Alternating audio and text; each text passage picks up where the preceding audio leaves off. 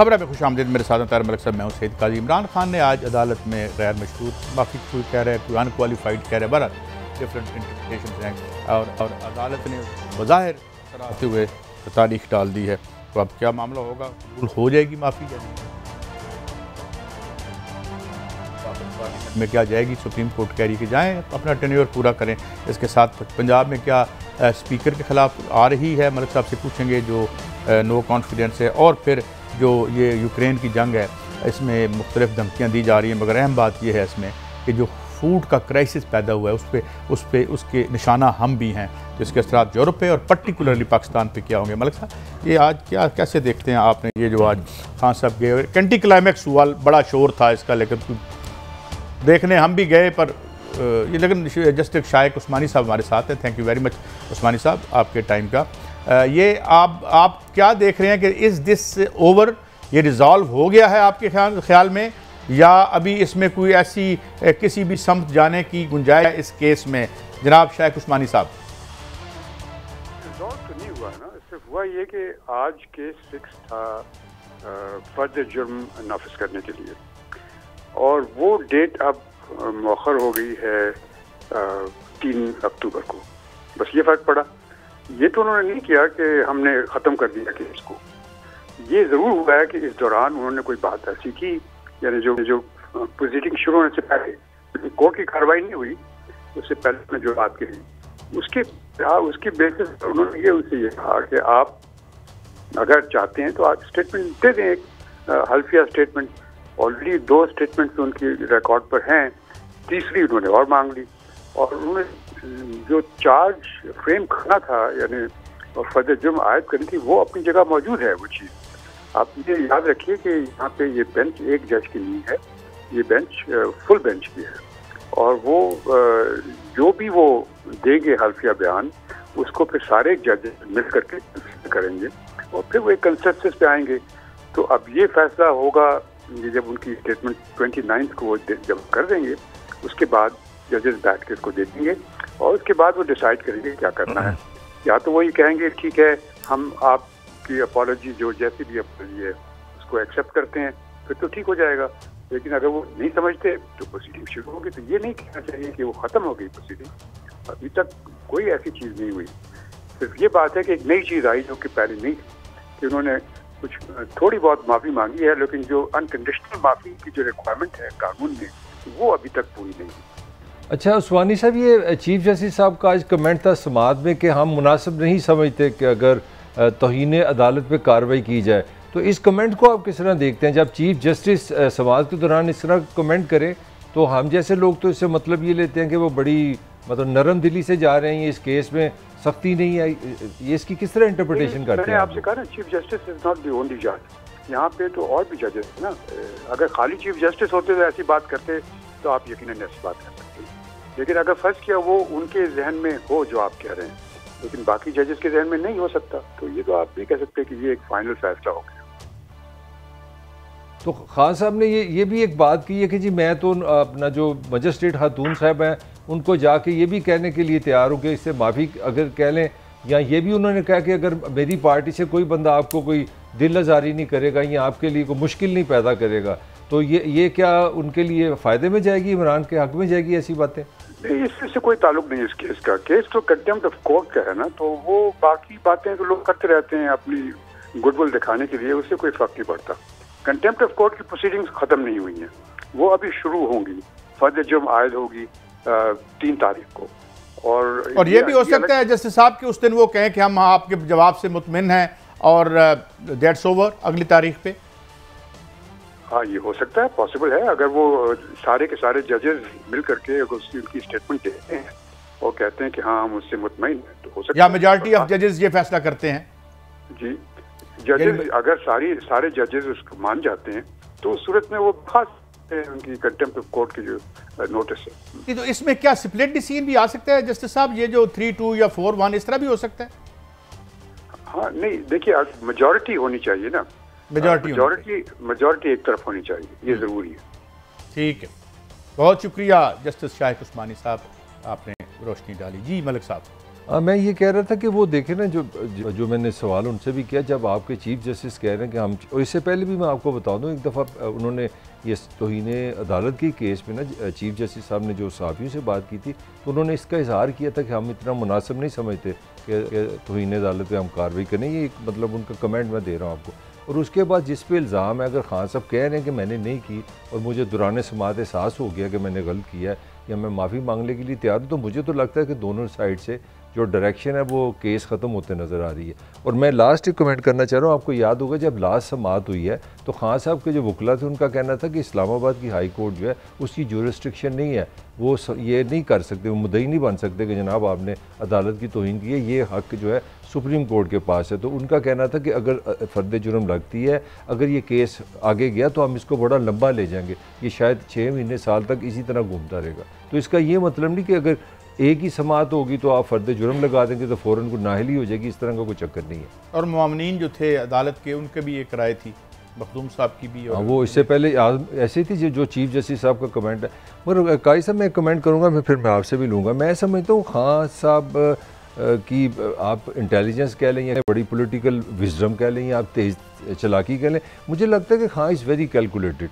एक खां का फेस है पॉलिटिकल फेस है, मैं ख़तरनाक होंगे, मैं माफ़ी नहीं मांगूंगा, मैं देख लूँगा। मगर मैं देखता हूँ हमेशा एक कंसिस्टेंट एक आपको इमरान का एक बिहेवियर नज़र आएगा कि जब देखता है कि अवाम को सेटिस्फाई कर दिया है, वो अपना वो मोला चट का कॉन्सेप्ट दे दिया कि मैं डरता नहीं, मैं फास्ट बोलर नहीं, और एंड पे जाके वो आराम से छोटा सा यू टर्न ले लेते हैं और कानूनी तौर पर प्रोटेक्शन ले लेते हैं। Do you agree with this? मेरे ख्याल में वो कैलकुलेटिंग तो है, कैलकुलेशन है ना, पॉलिटिकल फेस हो रहा है और अदालती फेस हो रहा है। वो देखें, उन्होंने एक ऐसी कॉन्फ्लिक्ट को इनवाइट कर लिया है जो पाकिस्तान की तारीख में बहुत कम लोगों ने कॉन्फ्लिक्ट बनाई है, तो इसलिए वो बड़ा फूंक फूंक पे। और मेरा ख्याल है आज जो उन्होंने माफ़ी मांगी है और अच्छा किया है वैसे, लेकिन वो इन्होंने इसलिए मांगी है कि आई थिंक कि वो उनका मसला अदालत या मोहतरमा ज़ेबा चौधरी साहिबा नहीं थी, और अच्छी बात है कि उन्होंने इस बात को सेटल कर दिया। I think he is looking beyond it, और ये उन्होंने वहाँ बात कह भी दी थी, और उन्होंने कहा था कि मैं उनके बकौल मैं माफिया से लड़ाई कर रहा हूँ, तो मैं ये इधर नीचे उलझना नहीं चाहता। तो ये उन्होंने ही मेड इट क्लियर।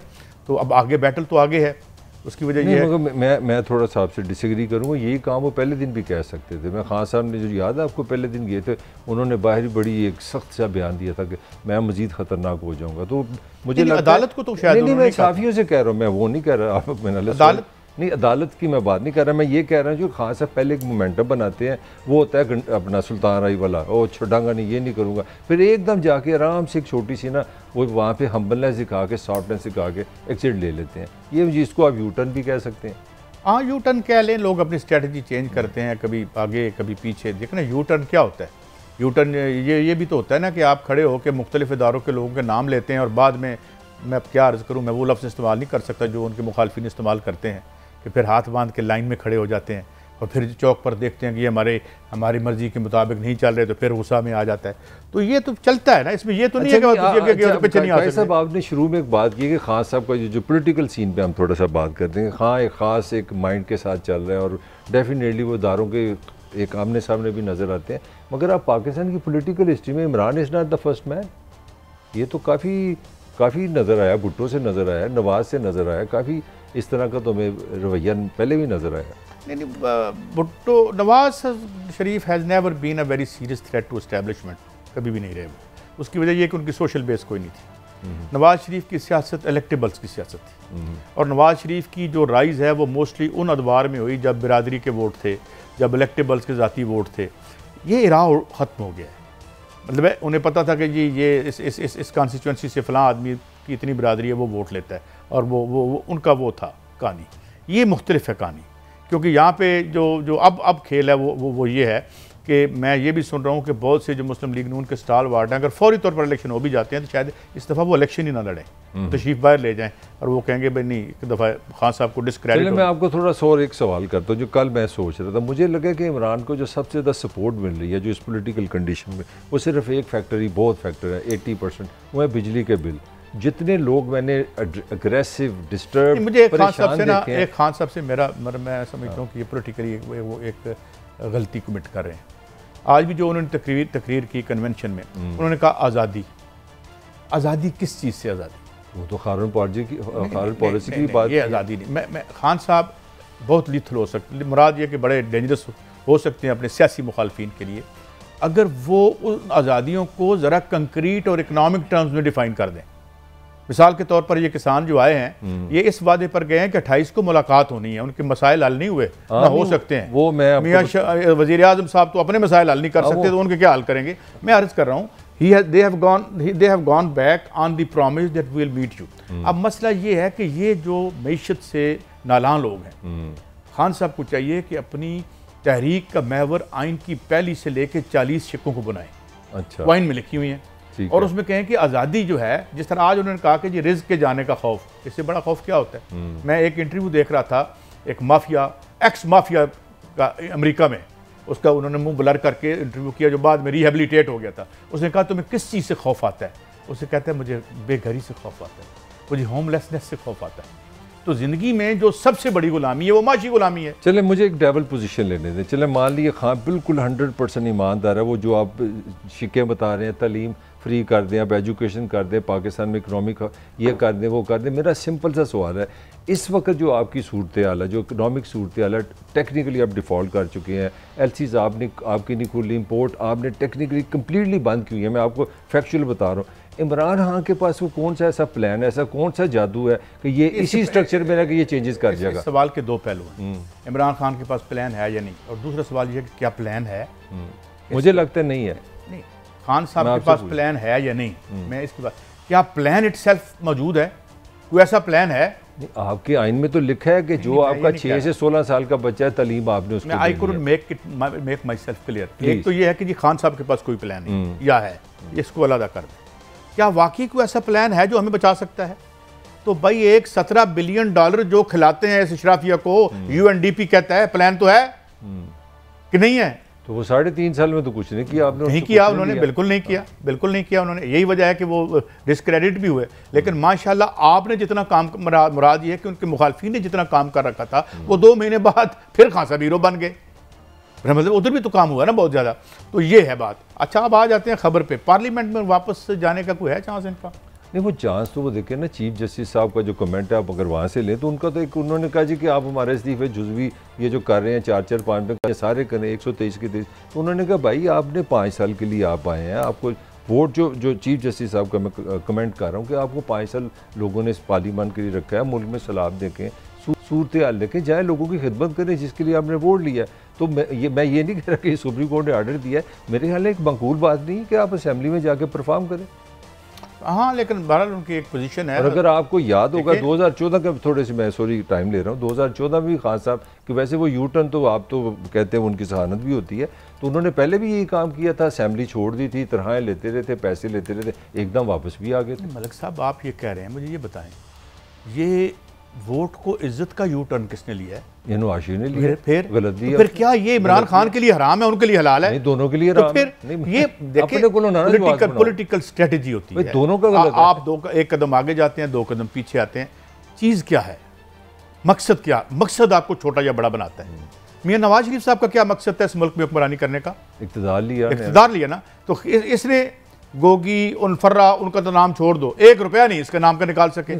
इसका बच्चा कोई तैयार नहीं बैठा हुआ कि मेरा बच्चा PM बनेगा, बैठे हैं। बात यह है कि इमरान को क्यों लोग कर रहे हैं कि उसका कोई जाती फैमिली फीलियल बिजनेस इंटरेस्ट इस सियासत में नहीं है।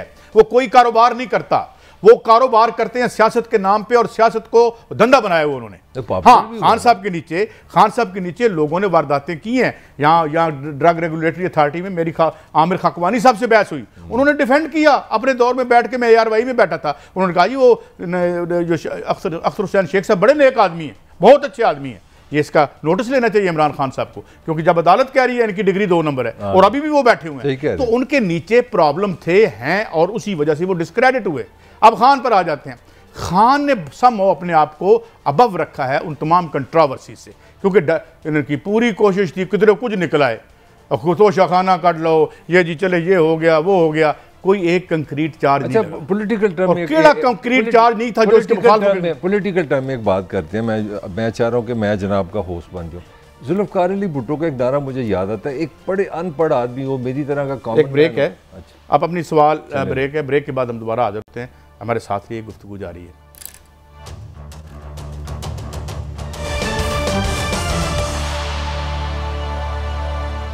वेलकम बैक नाज़रीन। पाकिस्तान किसान इत्तेहाद के सदर जनाब खालिद खोखर साहब हमारे साथ हैं। चंद दिन पहले कल इनफैक्ट ये लोग इकट्ठे हुए मगर फिर इनकी वापसी हुई। Thank you very much Khalid Khokhar साहब। जो मेरे पास इतलात हैं, इनपुट्स का महंगा होना, खाद का महंगा होना, बिजली का महंगा होना, और कुछ अर्सा पहले मुझे बहुत से किसानों के फ़ोन भी आए कि इस तरह की जो एहतजाज है वो इन दी ऑफिंग। आपकी कल क्या बात हुई, किन शराइत, क्या वादे पूरे कर लिए आपने? पहले तो आपके मुतालबात क्या थे, और फिर जो राना साहब से या हुकूमती नुमाइंदों से बात हुई, आप मुतमिन होकर वापस आ गए हैं, मुतालबे पूरे हो गए हैं, हो जाएंगे या नहीं हुए? क्या तय पाया खालिद खोखर साहब? जी बहुत शुक्रिया। पहली बात तो ये है कि जब हम इस्लामाबाद पहुंचे हैं तो हमारा जिस तरीके से पुलिस ने इस्तकबाल किया कि हमारे सामने उन्होंने वाटर कैनें खड़ी की हुई थी, बख्तरबंद गाड़ियां खड़ी की हुई थी, और पुलिस और रेंजर और खारदार तारे, जैसे हम दहशतगर्द दाखिल हो रहे हों इस्लामाबाद में। ये पाकिस्तान हमारा है, हम इस पाकिस्तान के बाशिंदे हैं, और हम सबसे ज्यादा मेहनत करने वाले लोग हैं, काश्तकार। और हम अपने दारुल खिलाफा गए थे, हमें ये उम्मीद थी कि हमारी वहाँ पे मेहमान नवाजी की जाएगी, हमें पानी पिलाया जाएगा, खाना खिलाया जाएगा, किसी अच्छी जगह पे हमें बिठाया जाएगा और गवर्नमेंट आके हमारे साथ बातचीत करेगी। लेकिन वहाँ पे बिल्कुल ही सूरत हाल मुख्तलिफ थी। हमें उन्होंने पाकिस्तानी और इंसान तस्लीम नहीं किया, हमारे साथ वो सलूक किया जो दहशतगर्दों के साथ सलूक किया जाता है। बहरहाल हम बड़ी मुश्किल से F9 पार्क पहुंचे। उसके बाद उन्होंने कहा जी हमारे साथ बातचीत करें। हमने तो बातचीत करनी थी, हमने तो कोई जिद है नहीं। हमारी मुख्तलिफ कुछ एडिशनल सेक्रेटरी मिले, कोई जॉइंट सेक्रेटरी मिला, कुछ सेक्रेटरी मिले, कोई 2 मिनिस्टर राना सनाउल्लाह और तारिक बशीर चीमा साहब से हमारी बात हुई। तो उन्होंने हमारे जो मुतालबे थे, मुतालबा ये था कि पाकिस्तान में इस वक्त सबसे बड़ा इशू फूड सिक्योरिटी का, पाकिस्तान में नहीं पूरी दुनिया में। हमने कहा जी कि इस इशू को रिजॉल्व करने के लिए, इसको हल करने के लिए हम आपके साथ हैं, आए मिल के इस पे काम करते हैं। हमारी इस पे इन्वेस्टमेंट की जरूरत है, आप इस पे इन्वेस्टमेंट करें। एग्रीकल्चर सेक्टर पे पिछले 75 साल से कभी इन्वेस्टमेंट नहीं हुई, सीरियसली कभी नहीं लिया गया। हम कहते तो हैं कि हम ज़रूरी मुल्क हैं, लेकिन आज हमारी तकरीबन 14 से 15 बिलियन डॉलर की एग्रीकल्चर प्रोड्यूस की इम्पोर्ट है। वजह क्योंकि हुकूमती तरजीहात में कभी भी ज़राअत नहीं रही। यही वजह है कि आज हर चीज़ हम बाहर से इम्पोर्ट कर रहे हैं। अब हम देखें ना कि 92 में हमारी कपास की प्रोडक्शन थी 1 करोड़ 28 लाख बेल, इंडिया 1 करोड़ 10 था। आज इंडिया 4 करोड़ पे चला गया, हम 50 लाख पे आ गए हैं, क्योंकि हमने बिल्कुल रिसर्च पे कोई पैसा, कोई इन्वेस्टमेंट इस सेक्टर पे की नहीं। जहाँ से 10,000 अरब की हम प्रोड्यूस लेते हैं, वहाँ पर हमारी इन्वेस्टमेंट ना होने के बराबर है। हमारी इस वक्त जो कॉस्ट ऑफ प्रोडक्शन है, जो हमारा बिजली का बिल 5 रुपए 35 पैसे था, आज वो बिल चला गया हमारा 36 रुपए के ऊपर। हमें जो DAP 3,000 की मिलती थी, आज वो चली गई 14,700 रुपए ऊपर। हमें जो फास्फोरस मिलती थी 3,000 रुपए की, आज वो चली गई 15-16 रुपए के ऊपर। डीजल का रेट आपके सामने कहाँ चला गया, लेबर चार्ज हमारे बढ़ गए। अब हम क्या करें? हम इनपुट सही इस्तेमाल नहीं कर सकते, बैलेंस यूज ऑफ फर्टिलाइजर नहीं कर सकते। यही वजह है कि आज हमारी दिन ब दिन पैदावार कम हो रही है। आज हम गंदम बाहर से इम्पोर्ट करते हैं, रुई बाहर से इम्पोर्ट करते हैं, हम दालें बाहर से इम्पोर्ट करते हैं, हम एडिबल ऑयल बाहर से इम्पोर्ट करते हैं। लेकिन हुकूमत ने कभी इस मामले में बैठ के कभी सीरियस सोचा ही नहीं कि इस मसाइल का हल है। खुदा ने, अल्लाह तबारक व तआला ने हमें इतनी खूबसूरत, इतनी जबरदस्त जमीन दी है, हम इससे हर चीज उगा सकते हैं। लेकिन क्योंकि यहाँ रिसर्च नहीं है, आप ये देखें कि पाकिस्तान में जो एवरेज हमारी पैदावार है वो 30 मन है गंदम की, और एवरेज पर एकड़। अगर साथ ही जो हमारे साथ वाघा बॉर्डर के साथ आगे पंजाब शुरू होता है, वहाँ पे 60 मन है। बच्चा उन्होंने पे रिसर्च पे खर्च किया है, उन्होंने इन्वेस्टमेंट की है।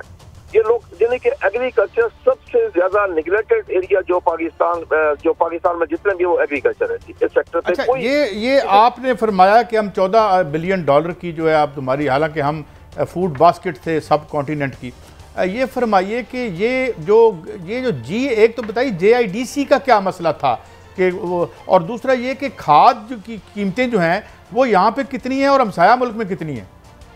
JIDC का गैस इंफ्रास्ट्रक्चर डेवलपमेंट था वो, जी, जो हमसे बड़ा अरसा वसूल किया गया काश्तकारों से। आगे हमें पता नहीं कि वो इंडस्ट्री के पास है या गवर्नमेंट के पास किया है। गवर्नमेंट कहती है हमारे पास नहीं है, जो हमें हमेशा बताया गया कि गवर्नमेंट कहते हैं हमारे पास नहीं है। तो फिर इसका मतलब है कि जो इंडस्ट्री है वो खा गई है आपके बकौल? देखना ये तो गवर्नमेंट का काम है ना, उसको चेक करना कि गवर्नमेंट के पास है या इंडस्ट्री के पास है। और ये टैक्स आपसे क्यों लिया गया था जी? ये टैक्स क्यों लिया गया था आपसे? ये लिया गया था जो ईरान पाक ईरान गैस पाइपलाइन बिछानी थी, उस पर काम ही ना हुआ, हमसे वो पैसे ले लिए गए। आपसे पैसे ले लिए और गैस लाइन नहीं बनी? हमसे कई साल लिए गए थे, 1 साल नहीं कई साल लिए गए। बड़ी मुश्किल से हमने वो जाके सेस खत्म करवाया। आज मैं आपको हकीकत बता रहा हूँ, आज इस वक्त जो ज़राअत की सूरत हाल है वो बहुत बुरी है। एक हमें सैलाब ने मार दिया, बारिशों ने मार दिया, ऊपर से हुकूमत ने मार दिया।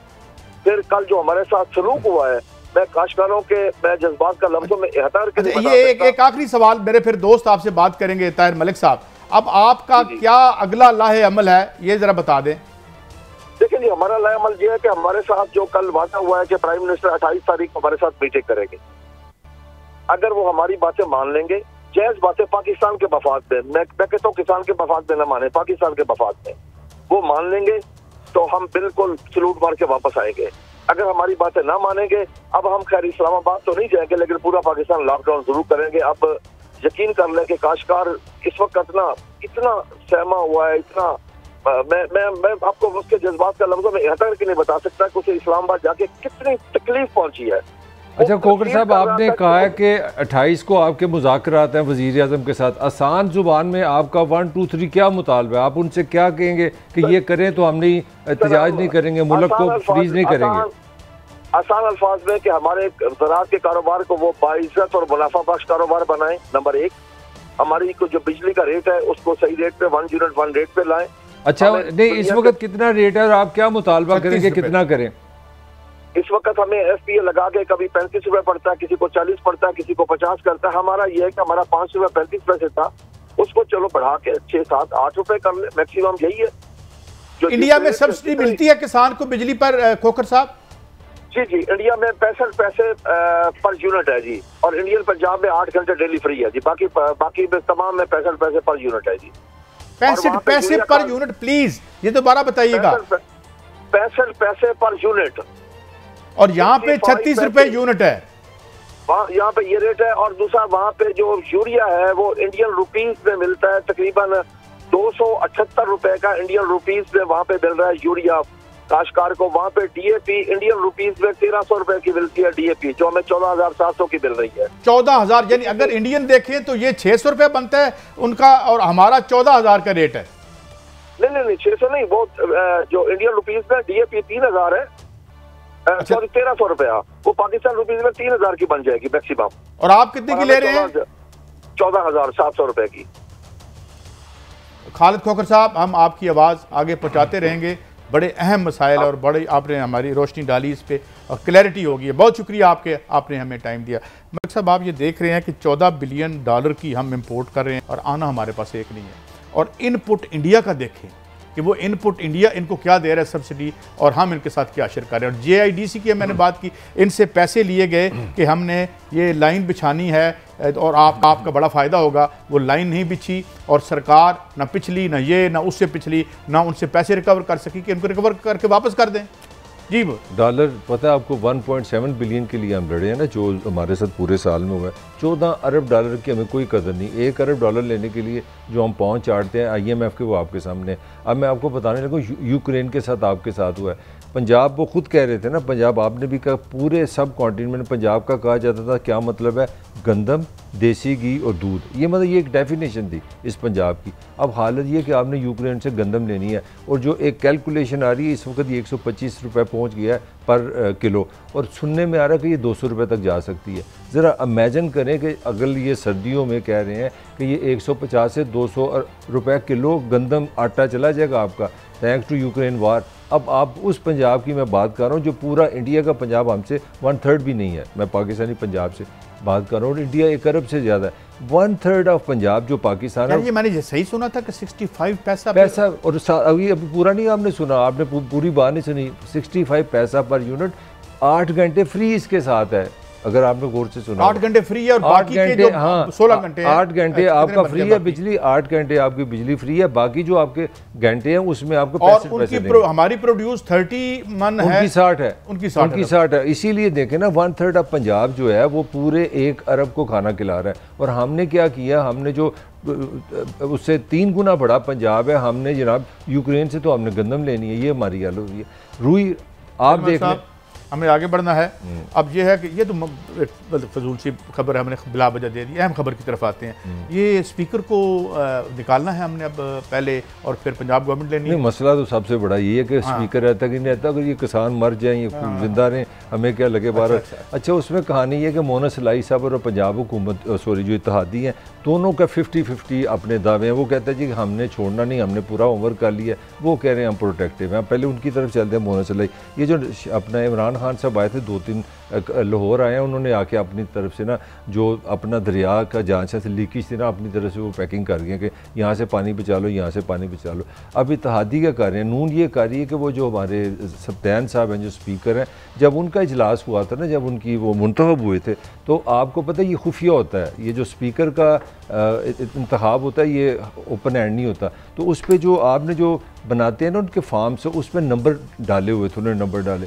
तो नून में इस वक्त ये थॉट है कि आप सह सुप्रीम कोर्ट, और कल आपको याद होगा हाई कोर्ट सॉरी आपने खबर भी दी थी कि नवाज़ ने यह कहा कि आप अदालतों के ज़रिए ना ये हुकूमत में हमला करें। तो इनका प्लान ये कि आप अदालत में जाएँ और साबित करें कि जो स्पीकर का पंजाब असम्बली में इजलास अपना मुंतखब हुआ है वो अकॉर्डिंग टू कानून नहीं हुआ, कानून के मुताबिक नहीं हुआ, लिहाजा इसको आप मनसूख करें। इसके साथ उन्होंने दूसरा काम ये किया है, 14-15 को नाराज़ रखीना। ये खान साहब की तो खूबी है ना कोई 10-12 बंदे तो नाराज़ करने में वो PhD हैं और हमेशा नाराज़ रहते हैं। एक वो उन पे काम कर रहे हैं, दूसरा 5 जो नून के बंदे हैं सॉरी काफ के जो लोग हैं वो चौधरी शुजात साहब की तरफ वापस चले गए हैं, उन्होंने वो इतला दी है। तो इस तरह इन्होंने कैलकुलेशन की हुई है कि 20 के करीब लोग वो होंगे जब अगर काउंटिंग होती है तो वो शामिल नहीं होंगे। अगर वो शामिल नहीं होते क्योंकि खुफिया है, तो आपका स्पीकर गया, जो ही आपका स्पीकर गया तो आगे ऊपर बैठा गवर्नर। गवर्नर आपके CM से कहेगा अपने परवेज़ इलाही साहब के कि जनाब आप अपना वोट ऑफ कॉन्फिडेंस लें। अब वोट ऑफ कॉन्फिडेंस में फ़ायदा आपको ये होगा कि आपको बंदे पूरे नहीं करने पड़ेंगे। फिर CM पंजाब पे ये प्रेशर होगा कि आप अपने बंदे पूरे करें। अगर वो पूरे बंदे नहीं होंगे तो वो CM नहीं रहेंगे। मगर ये सारी जितनी खबरें हैं अभी तक ये जंग बराबर की है। मैं आपको अथेंटिक में कह रहा हूँ, काम दोनों कर रहे हैं। अगर रिजल्ट अभी का आएगा वो वक्त बताएगा। नहीं तो क्या मतलब ये आपको क्या लगता है ये जो मैं नून की आपको स्ट्रेटजी बता दूं, नून की स्ट्रेटजी और ये दोनों की एक जो जंग चल रही है ना कोल्ड वार, जो फेडरल और पंजाब की, बेसिकली ये इमरान की लड़ाई है। जूं इमरान लॉन्ग मार्च की तरफ जाता जाएगा, ये आप पॉइंट ले लें।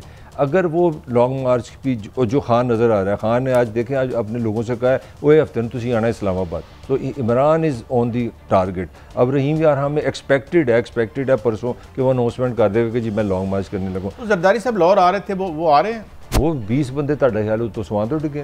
अच्छा वो लाहौर बैठे हुए जरदारी साहब? वो उनका तो आपको पता है प्रोफेशनली वो इस पे बड़ी उनको ISO 9000 उनके पास सर्टिफिकेट है। बंदे को पता नहीं किस तरह ले जाते हैं उनके पास। नहीं फिर भी वो सुना था कि इज ही इन लाहौर, मेरे पास तो इतला नहीं है। वो आए थे लाहौर आए थे, उन्होंने ये काम यही कर रहे हैं आजकल, इस पर काम कर रहे हैं। तो इस पर वो अपना होमवर्क कर रहे हैं, इनका अपना होमवर्क है। मगर जो बैटल ग्राउंड बनेगी ना वो बनेगी बेसिकली ये लॉन्ग मार्च। अगर खान लॉन्ग मार्च पर जाता है फिर आप देखें पंजाब अगर इमरान के हाथ में है तो फिर लॉन्ग मार्च बड़ा लीथल हो जाएगा। ये असल में मेरा ख्याल है लॉन्ग मार्च पे स्ट्रेट अवे नहीं जा रहे वो अपनी जिन तंजीमों से वो मिले हैं जाके उनकी मीटिंग्स हुई हैं, और वो इमरान खान बराह रास्त ये जो उन्होंने 50 जलसे किए हैं ना, हर ज़िले में जाके इन्होंने अपनी जो एक बुनियादी एक तंजीम है उनके लोगों से उन्होंने मुलाकात की है, और वो मकामी तौर पर पहले एहतजाज का आगाज़ करेंगे। अच्छा हाँ, वो पैरालाइज करेंगे, कर रहे हैं, हर शहर में एहतजाज होगा, महंगाई को फोकस किया, महंगाई को वो फोकस करेंगे। अभी आपके सामने खालिद खोकर साहब कह गए कि 28 तारीख के बाद हम इस्लामाबाद तो नहीं जाएंगे, हम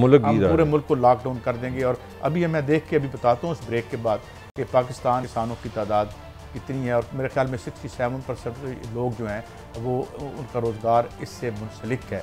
अगर खुदा न खास्ता वो एहतजाज के लिए निकलते हैं तो ये हमारे क्या मसाइल बन सकते हैं। उधर से खान साहब हैं, उधर से किसान हैं, उधर से महंगाई है, और इधर से पंजाब गवर्नमेंट भी है जिसे हमने तोड़ना भी है। बहरहाल एक ब्रेक के बाद हाजिर होते हैं और देखते हैं कि आलमी जो सूरत हाल है वो हमारी मैशत पर किस तरह असरअंदाज हो रही है। एक ब्रेक के बाद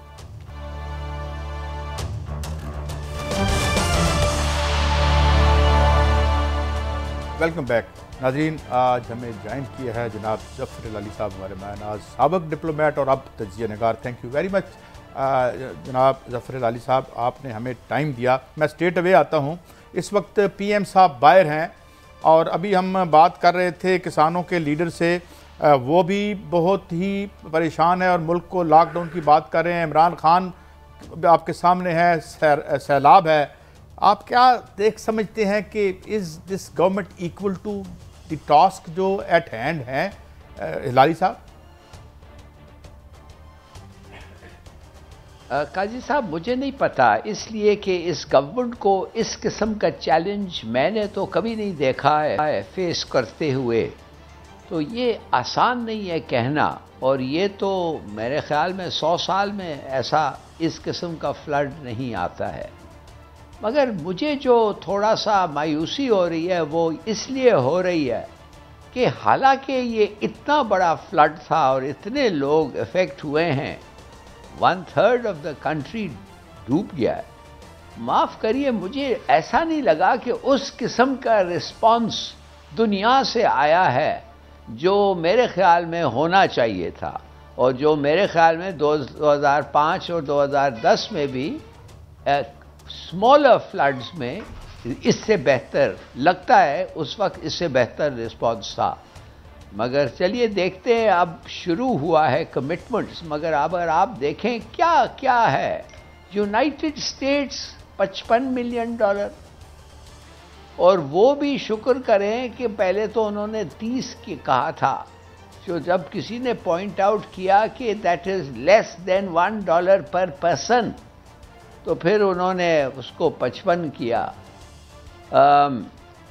मगर क्या कोई कितने बड़े कमिटमेंट्स मैं नहीं देख सकता हूँ मैं ऑनेस्टली। देखिए फॉर एग्ज़ाम्पल कितना ग्रांट एलिमेंट आया है हमारे कर्ज़ों में, कितना रोल ओवर हुआ है। जापान के अलावा कोई ख़ास रोल ओवर नहीं हुआ है, और ग्रांट एलिमेंट जो लोन्स में होता है, जो गिफ्ट होता है, वो भी कुछ ख़ास नहीं बढ़ा।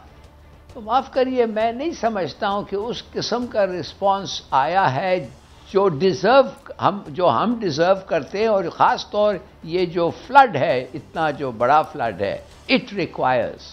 हलाली साहब, आपका कंसर्न, हलाली साहब आपका कंसर्न बड़ा सही लगा मुझे।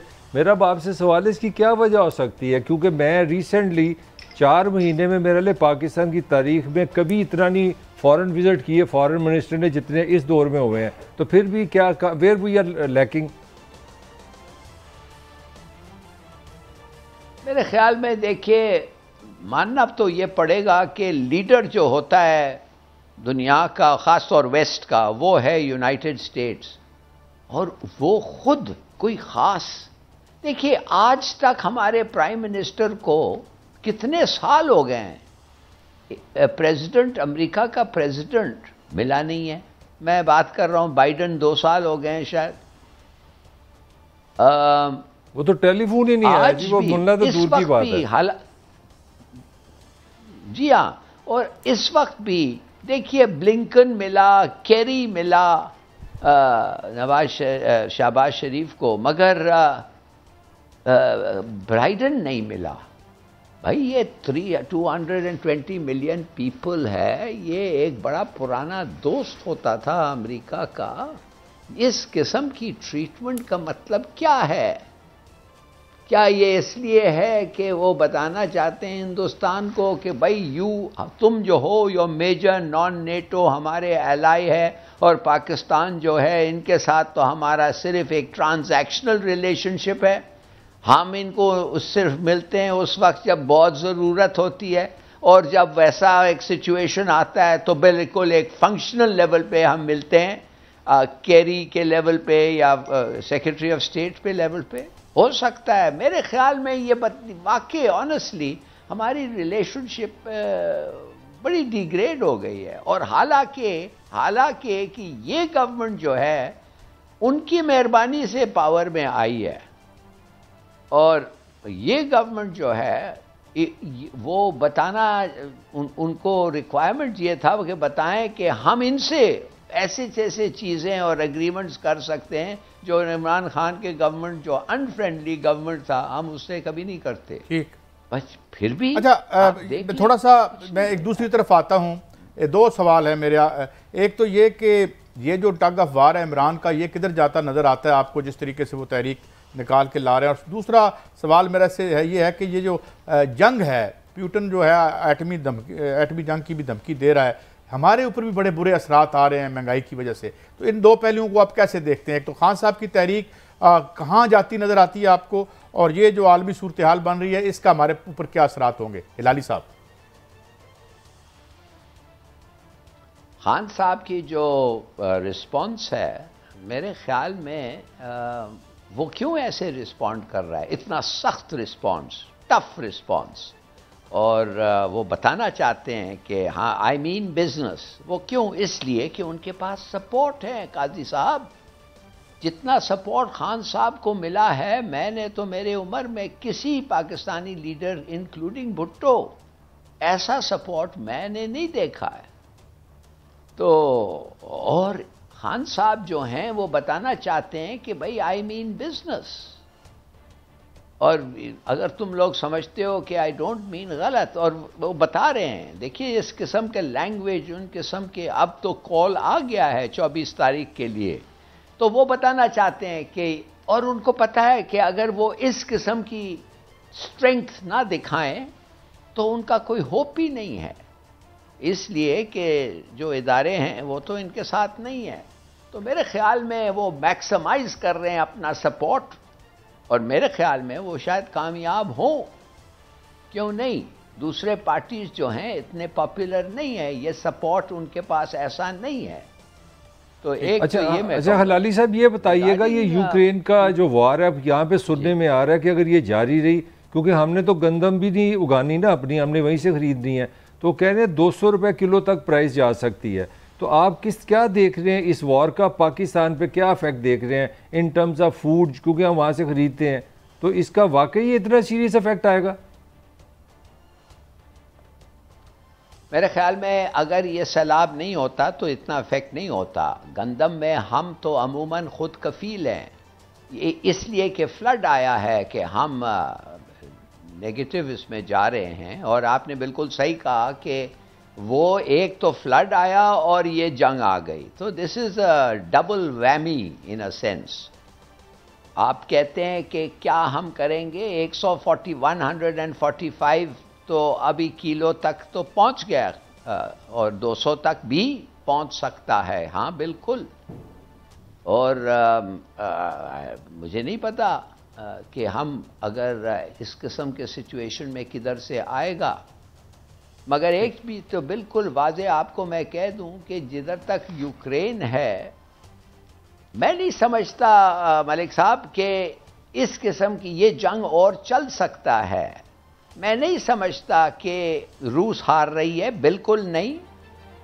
अगर अमेरिका अगर समझता है कि वो यूक्रेन को इस तरीके से इस्तेमाल करें जैसे इजराइल को अरब के ख़िलाफ़ किया, अगर वो समझता है कि यूक्रेन को रूस को हरा देगा, I think they are completely wrong. मेरे ख्याल में उनका प्रोपेगेंडा पोर्ट्रे कर रहा है इस वक्त victories of Yemen, victories of Ukraine, जो मेरे ख्याल है दे नॉन एग्जिस्टेंट। मुझे पता चला है कि 25,000 लोग यूक्रेनियन सोल्जर्स इंजर्ड या डेड, ये जो लेटेस्ट ऑफेंसिव में, और सिर्फ 200 रूसी मारे गए हैं। हाँ, उनको टेरिटरी मिला है, मगर it's a prohibitive cost. Sir I am sorry, I have to leave it there. Hilali साहब बहुत शुक्रिया, आपने बड़े मुख्तसर वक्त में बहुत रोशनी डाली और बहुत हमें एनलाइटन किया। Thank you very much. हम आइंदा भी आपसे इस्तेफादा करते रहेंगे। इजाज़त दें, ये था हमारा आज का शो। अल्लाह।